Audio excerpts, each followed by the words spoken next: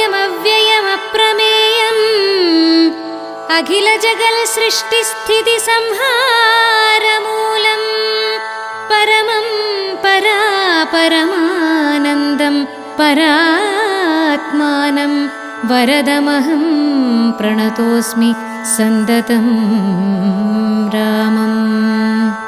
महितकटाक्षवीक्षपितामरशुचं रहितावधिसुखमिन्दिरामनोहरं श्यामलं जडामकुडोज्ज्वलं चापशरकोमलकराम्बुजं प्रणतोऽस्म्यहं रामम्।